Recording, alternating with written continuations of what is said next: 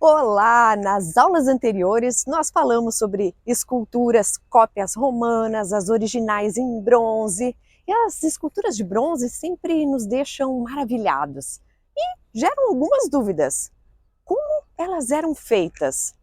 As esculturas de bronze eram maciças? É o que você vai descobrir na aula de hoje. Vem comigo conhecer essa história.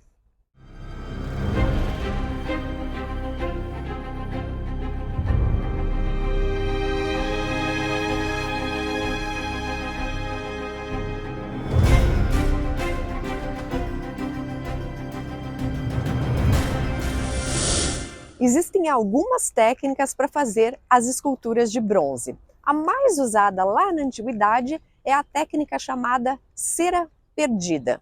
Nós temos evidências, relatos que esculturas de bronze já eram feitas na Grécia lá no século IX a.C., mas não com a mesma tecnologia, vamos dizer assim. Foi somente a partir do ano 500 a.C., aproximadamente, ou seja, no período clássico, que as esculturas de bronze passaram a ser feitas com uma técnica mais apurada da cera perdida. Essa técnica vai permitir um detalhamento maior da escultura e também uma composição formal muito mais elaborada. E a gente fica pensando, essas esculturas são maciças? Na verdade, não. Elas são ocas e têm somente uma espessura. É isso que acontece quando a gente faz com a técnica da cera perdida. A gente consegue ver essa espessura, por exemplo, em uma escultura que está dentro dos museus capitolinos, a escultura de Hércules. Essa escultura perdeu um pedacinho aqui no bumbum e aí a gente consegue ter noção dessa espessura que ficava o bronze. E por que eles não faziam as esculturas maciças? Por alguns motivos.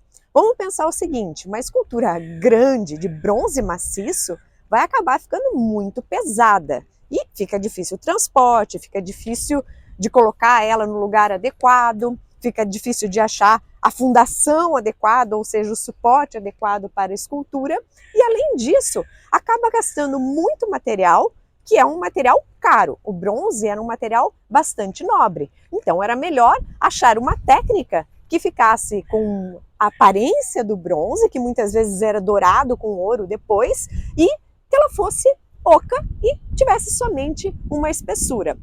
Eles também fizeram esculturas de bronze maciças, mas eram esculturas pequenas, que não chegavam a ter mais de 50 centímetros. As esculturas maiores eram feitas com essa técnica apurada chamada cera perdida, que é uma técnica que desenvolve uma arte em todos os sentidos, que agora eu vou contar o passo a passo para vocês. A primeira coisa que o artista tinha que fazer era um molde, um modelo exatamente como era a escultura. Normalmente esse modelo era feito de argila. Ao redor desse modelo de argila era criada uma caixa de gesso. Essa caixa de gesso a gente conseguia abrir e por cima da caixa tinha um buraco. Depois que o gesso seca, ele abre, retira esse molde de argila que ele tinha feito inicialmente de dentro e agora ele vai jogar cera derretida dentro desse molde de gesso. E aí faz girando o molde para a cera ir se acomodando em todos os pedacinhos da escultura. Vamos pensar que estamos fazendo um rosto, por exemplo. Então eu tenho que girar esse molde para a cera ir se acomodando na parte do nariz, na parte dos olhos, na parte da boca e dando todo o formato que eu quero. Quando a cera secar, a gente vai retirar essa caixa de gesso e vamos ficar só com a parte de cera. Que olha que interessante, essa parte de cera, na verdade, vai ter exatamente a espessura que terá a nossa escultura de bronze. Agora chegou o momento do artista dar acabamento nesse molde de cera, ajustando alguns detalhes. Depois disso, ele vai adicionar algumas hastes e pinos de bronze para que o molde não se movimente na hora que está sendo feita a sequência do trabalho daqui para frente.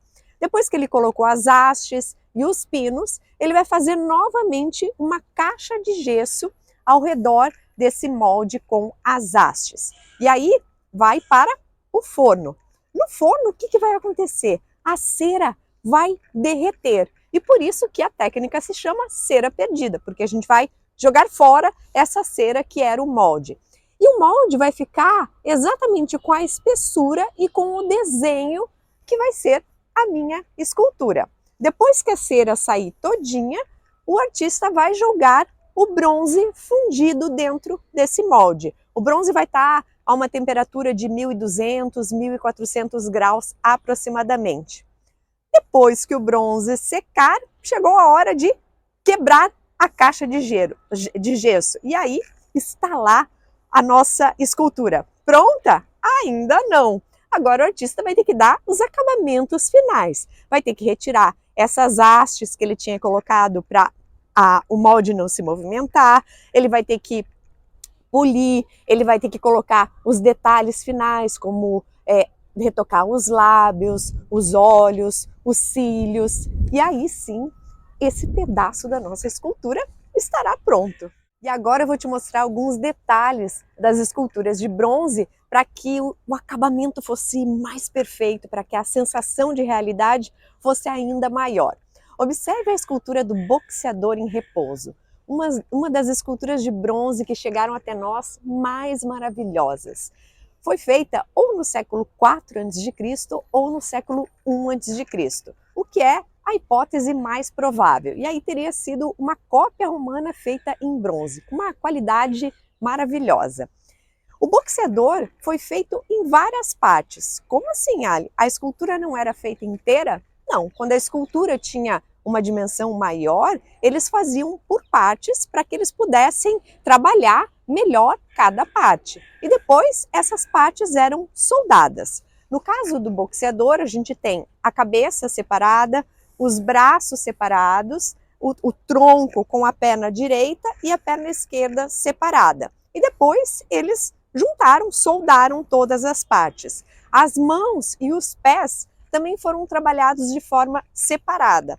Inclusive a gente consegue ver no pé esquerdo uma letra, a letra alfa, que significa ali uma abreviação para dizer em grego pé esquerdo. Assim o artista não iria se confundir na hora de montar as partes. É uma escultura fabulosa e tem alguns detalhes interessantes. O boxeador em repouso representa o atleta depois que ele participou da luta e ele está todo machucado.